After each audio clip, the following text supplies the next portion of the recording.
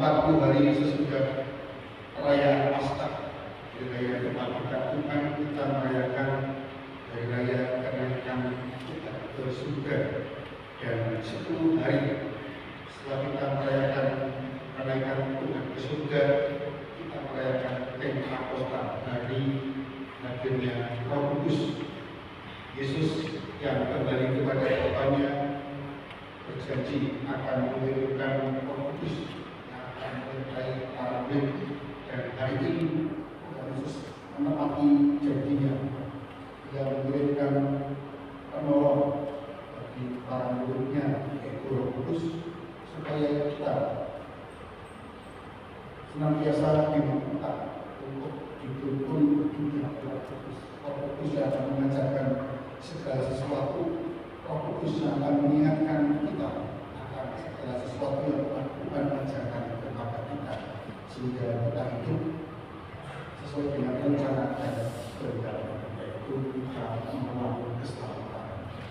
Itu mari kita persiapkan hati untuk menerima kepada Roh Kudus kepada kita dalam perayaan haji ini, dengan lebih dahulu menghapus segala dosa kita, mengatasi dan mengampunan segala kelakuan dan kelemahan kita.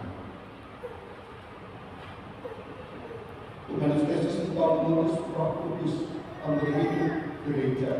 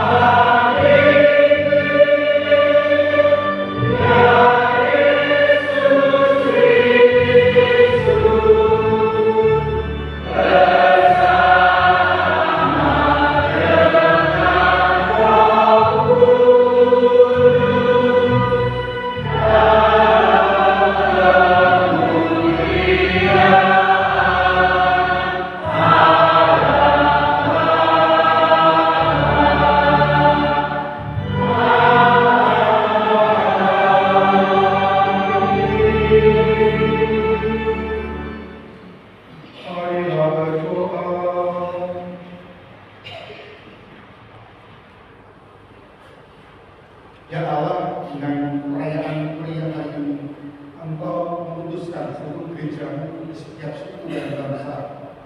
Curahkanlah karunia Roh Kudus atas seluruh muka bumi, dan berdoalah ini melalui hati kaum beriman karya-karya agung yang telah Engkau kerjakan pada awal pembukaan Injil. Dengan pengantaran Tuhan kami Yesus Putramu, dengan kuasa bersama Engkau dan bersama Roh Kudus, Allah sepanjang segala masa. Amin.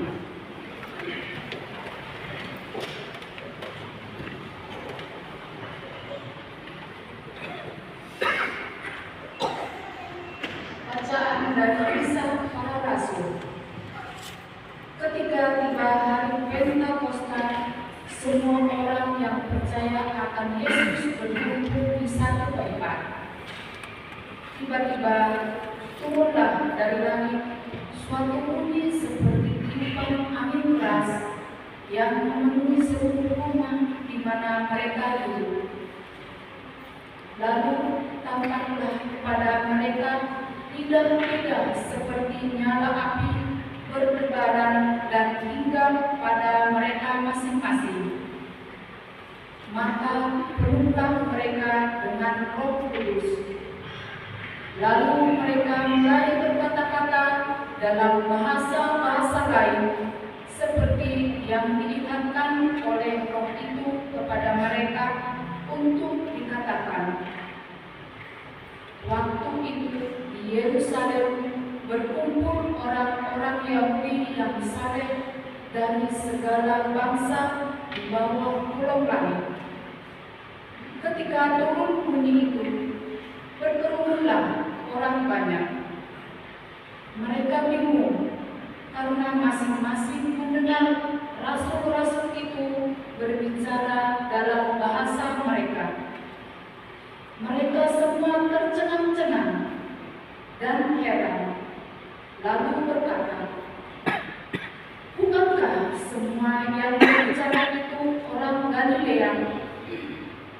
Bagaimana mungkin kita masing-masing mendengar mereka berbicara dalam bahasa kita sendiri, yaitu bahasa yang kita pakai di negeri asal kita.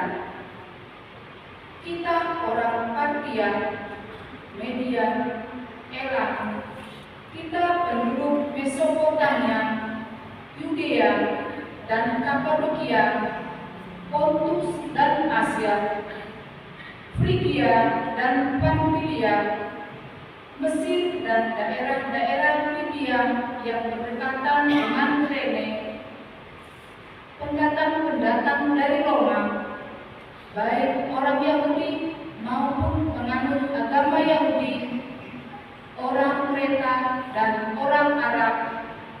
Kita semua mendengar mereka berbicara dalam bahasa kita sendiri tentang perbuatan-perbuatan besar yang dilakukan oleh Allah." Demikianlah sabda Tuhan.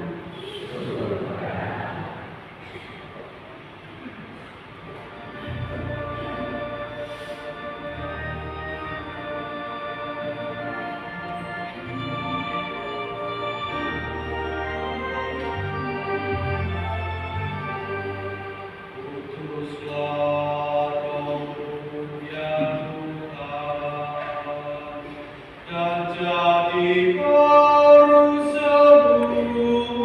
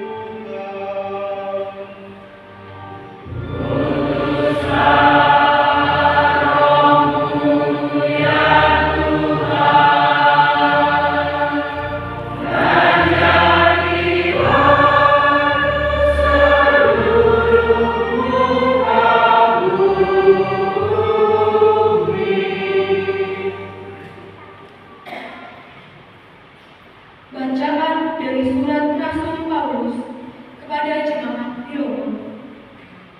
Saudara-saudara, mereka yang hidup dalam daging tidak mungkin berkenan kepada Allah. Tetapi kamu tidak hidup dalam daging, melainkan dalam roh, kalau roh Allah memang tinggal dalam dirimu.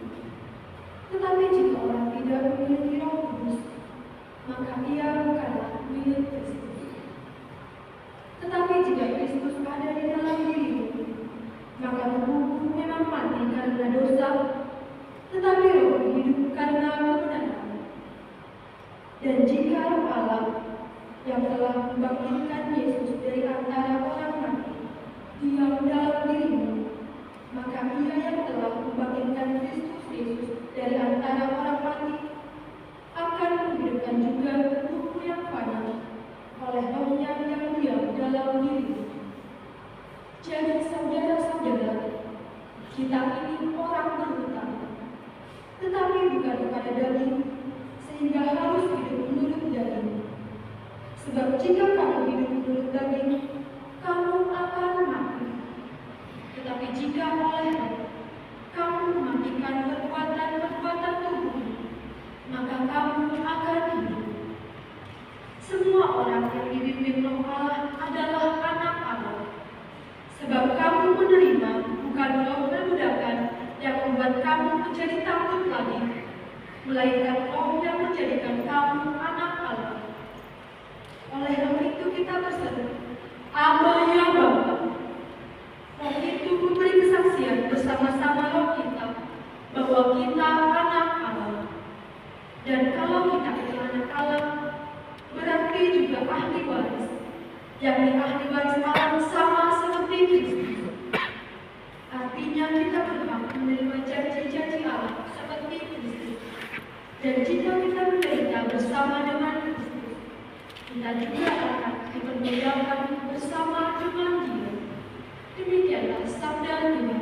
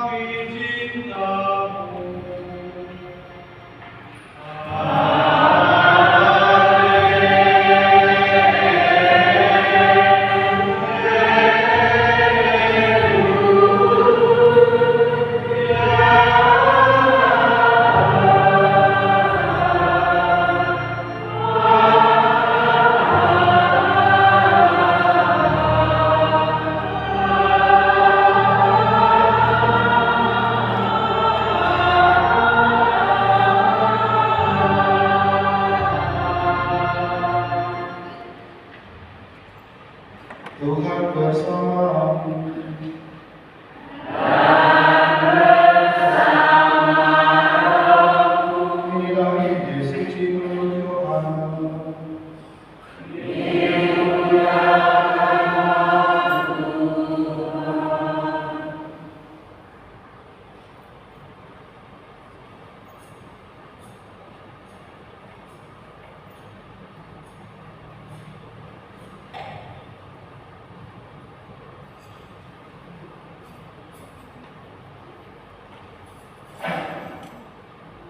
Pada jam malam terakhir, Yesus berkata kepada murid-muridnya, "Jikalau kamu mengasihi aku, kamu akan mengikuti segala perintahku.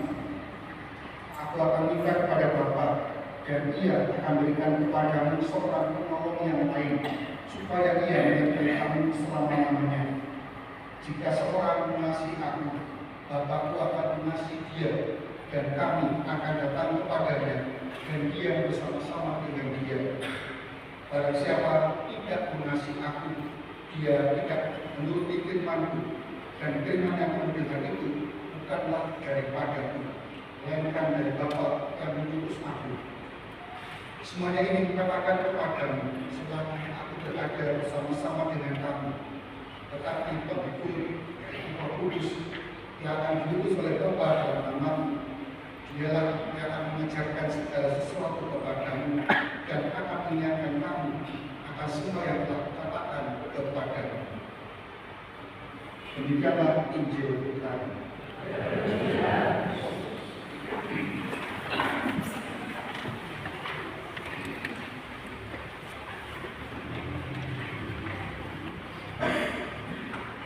Kasih Pentakosta adalah hari raya istimewa bagi kita umat Kristiani.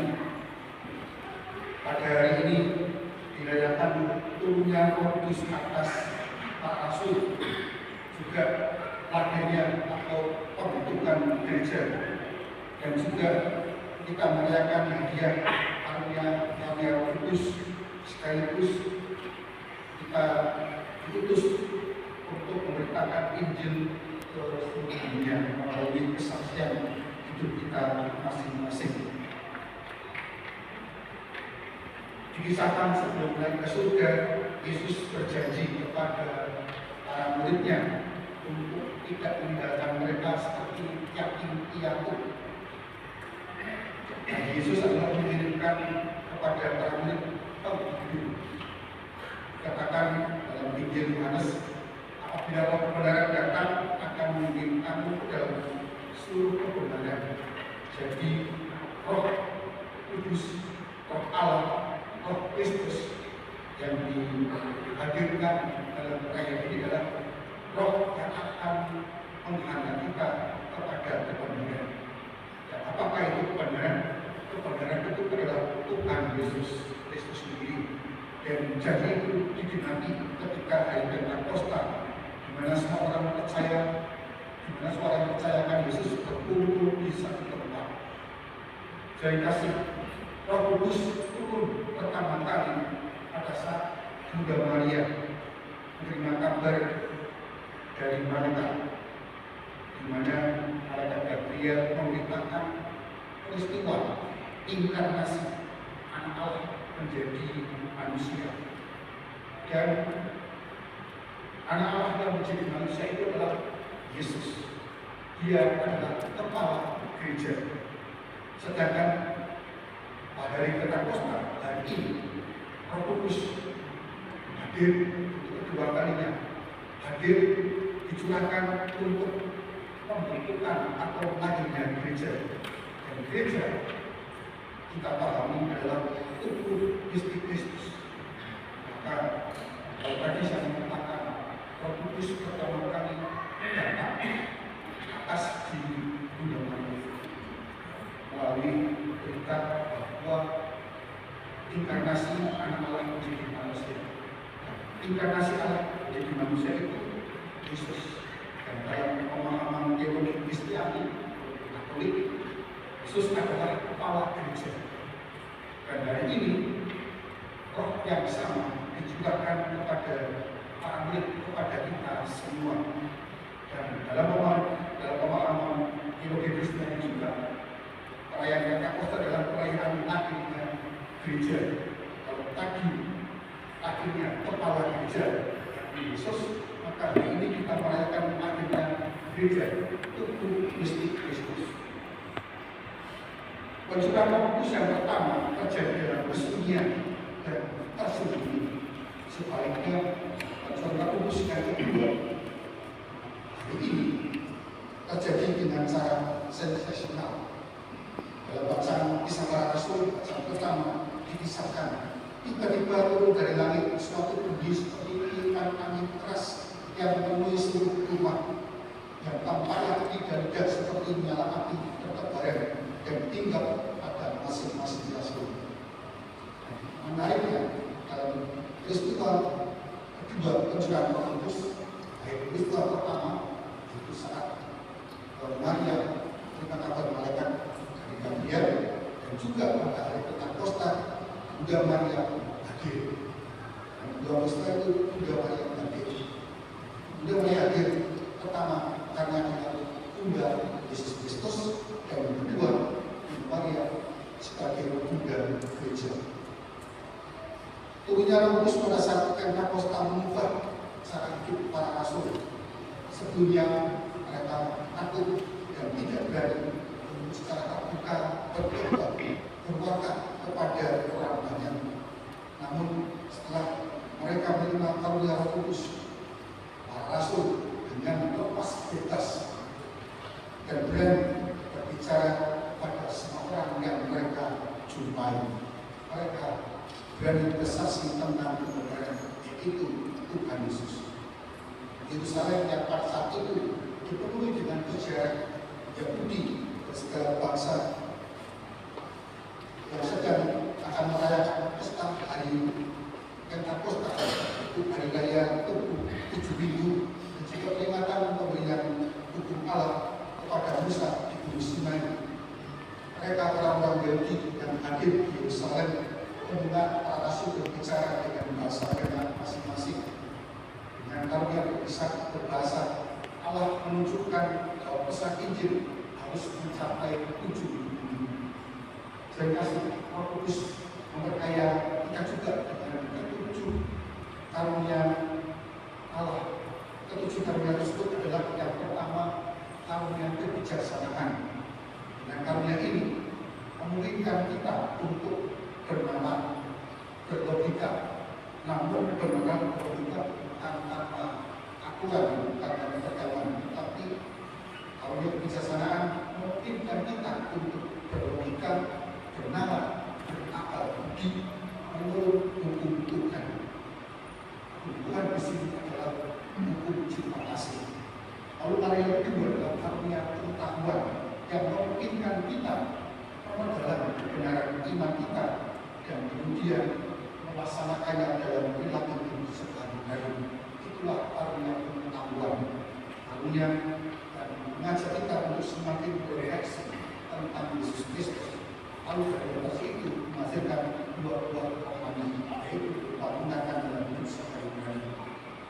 Yang ketiga, karunia pengertian yang memungkinkan kita mengerti kedalaman misteri iman dan melihat dalam setiap ciptaan aturan Tuhan. Dengan karunia pengertian ini, tadi kita progresi kebenaran tentang Tuhan Yesus, dan kemudian progres itu berbuat ketika kita mampu melihat bahwa cinta tidak hanya ditujukan kepada sesama manusia, tetapi juga kepada alam semesta, alam lingkungan hidup. Itulah karunia pengertian. Karunia yang keempat, karunia nasihat yang menerangi kebajikan-kebajikan agar kita dapat memutuskan dengan baik pada waktu, tempat, dan keadaan tertentu. Karunia nasihat ini bisa dikatakan sebagai sebuah tindakan moral kita sebagai orang Katolik untuk bertindak yang baik dan benar sesuai dengan situasi, tempat, dan keadaan tertentu. Lalu karunia yang kelima, karunia keperkasaan yang beri kita kekuatan untuk melawan kejahatan yang ada di sekitar kita, dan juga terutama yang sering ada menghadapi kita. Itulah karunia keperkasaan, yaitu kehendak, kemauan dalam kita ketika kita memerangi atau melawan kejahatan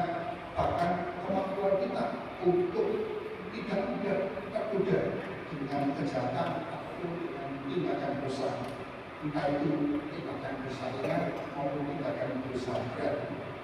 Rasa saya ini perlu senantiasa kita mohonkan kepada Allah agar kita senantiasa memiliki dicurai dengan karunia keperkasaan. Lalu yang kemarin adalah karunia kesalahan yang menyempurnakan cinta kasih kita, memperluasnya melebihi egoisme manusia kita, agar kita dapat mencintai Tuhan dan bersama hingga kita mencapai kekudusan atau kesempurnaan sebagaimana Allah yang sempurna juga. Lalu yang terakhir adalah karunia takut akan Tuhan yang memungkinkan kita untuk menghindari dosa, bukan karena takut akan hukuman, melainkan karena kita sungguh-sungguh mencintai Tuhan. Seringkali ketika kita tergoda untuk berbuat dosa, lalu kita menghindari dosa, takut konangan, tetapi dengan karunia takut akan Tuhan, ketika kita tidak berbuat dosa bukan karena takut konangan, tapi karena saya karena saya mencintai dan mengasihi Tuhan. Terima kasih.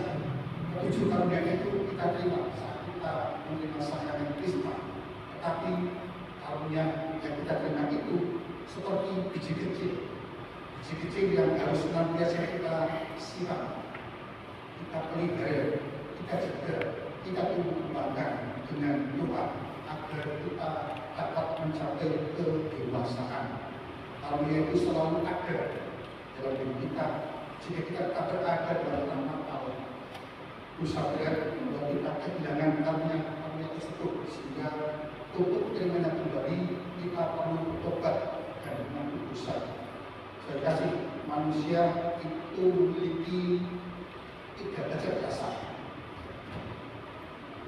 Kecerdasan intelektual atau IQ, lalu kecerdasan emosional atau EQ, yang terakhir SQ, kecerdasan spiritual atau kecerdasan rohani.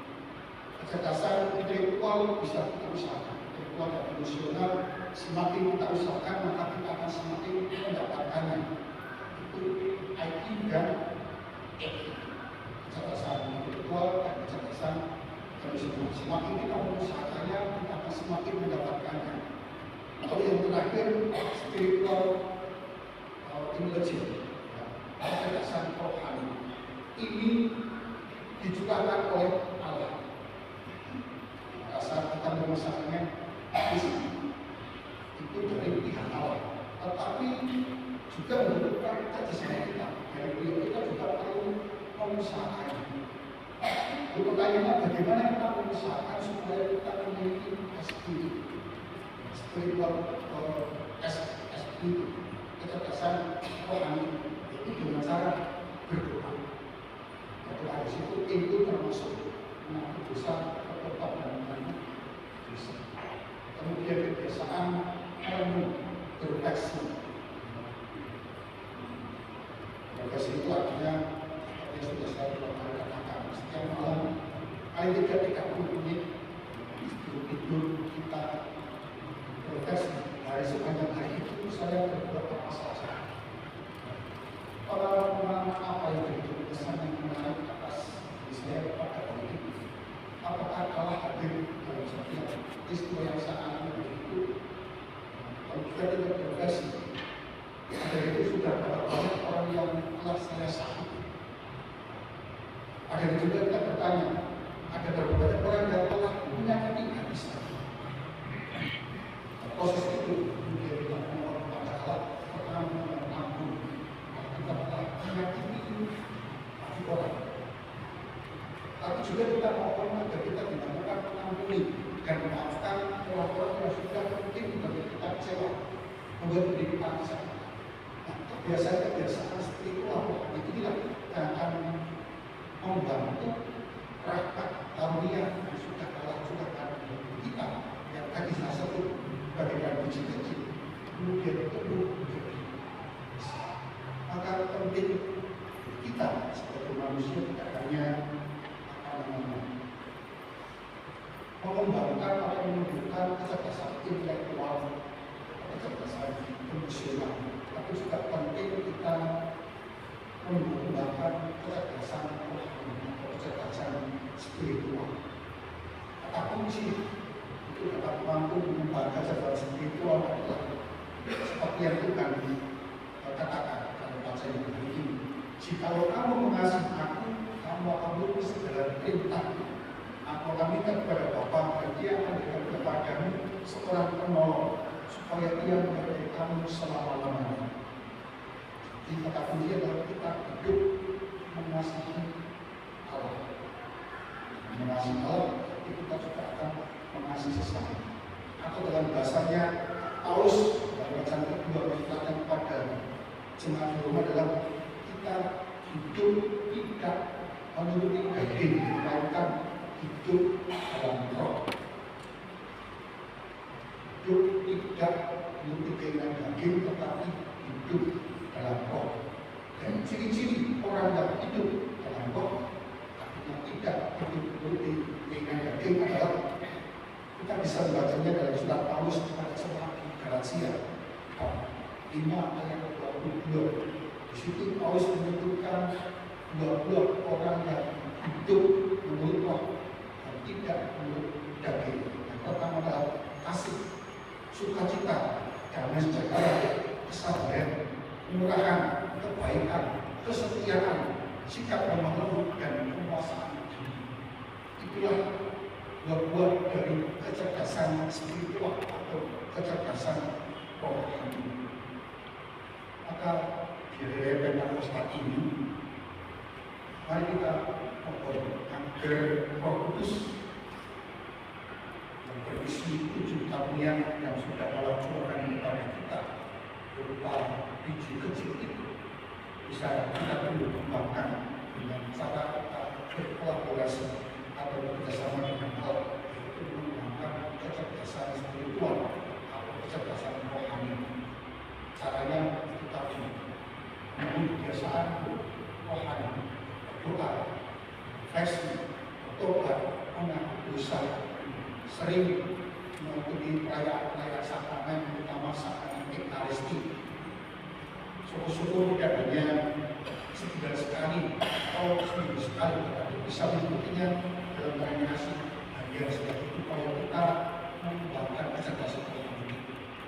Sehingga dengan dua kecerdasan rohani tadi yang sudah saya sebutkan, sebabnya Paulus sudah semakin bersiap dengan ayat 22, maka kita bisa memberikan kesaksian kebenaran akan Tuhan Yesus dalam perusahaan ini. Semoga Roh Kudus yang sudah Allah curahkan kepada kita mengajarkan segala sesuatu dan senantiasa mengingatkan akan segala sesuatu yang Tuhan lakukan dan mengajarkan kepada kita yang mengangkat kita kepada sosial keseluruhan. Tujuan kami kita sepanjang segala masa. Mari kita berdiri, kita perbarui iman kepercayaan kita. Aku percayakan Allah.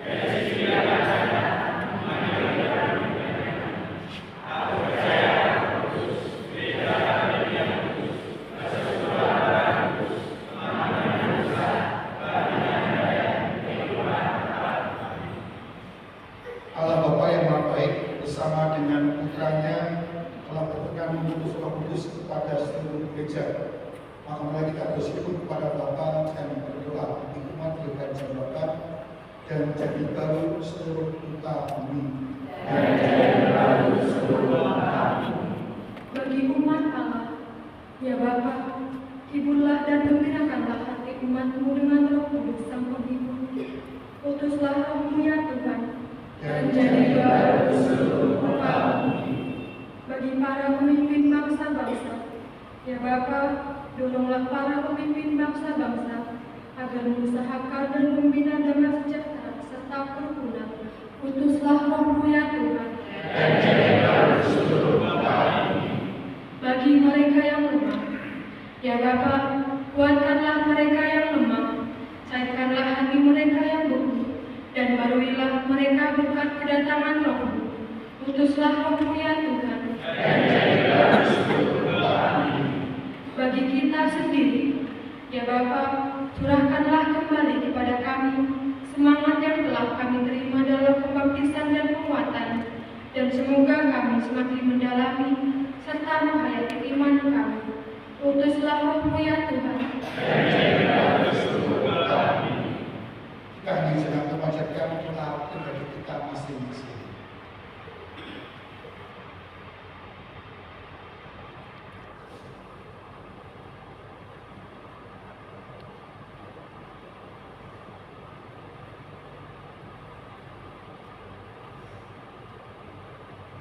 Utuslah Roh-Mu ya Tuhan. Allah Bapa yang Maha Kudus, berkat Roh Kudus yang ada dalam diri kami, kami berseru kepadamu ya Bapa. Maka kabulkanlah permohonan kami dan utuslah Roh Kudus-Mu untuk menuntun langkah kami dengan pangeran Kristus Tuhan kami. Amin. Amin.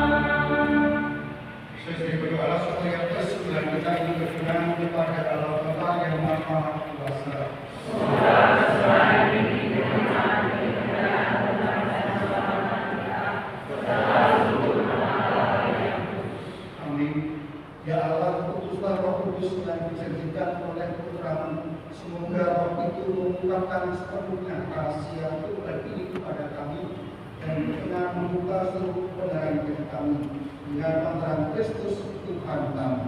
Amin. Tuhan bersama-sama.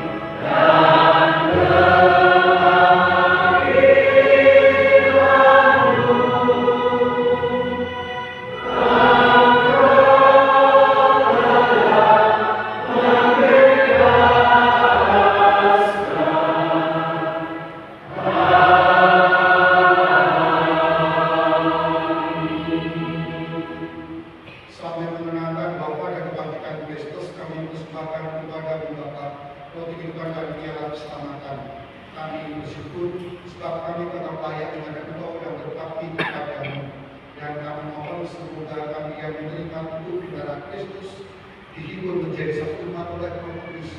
Ingatlah Tuhan akan gereja yang supaya ini akan menyempurnakannya dalam cinta kasih, dalam persatuan dengan Paus dan Leo, Sultan Sotos, dan semua rohani Tuhan. Ingatlah juga akan saudara-saudara kami yang telah meninggal dengan harapan akan bangkit, menangkan semua orang yang telah pulang dengan berat iman. Terimalah mereka dalam cahaya wajah-Mu.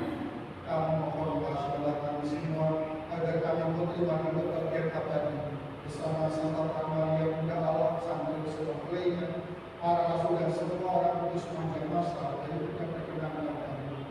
Semoga kami memperkenankan terus serta memuji dan memuliakan Engkau dengan Tuhan Yesus Kristus kami.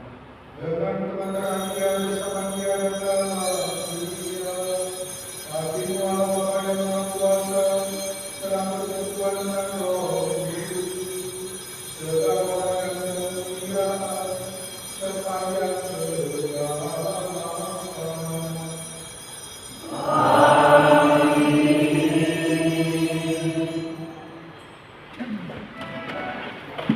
Atas petunjuk penyembahan kita dan tugas yang Tuhan, maka beranilah kita berdoa.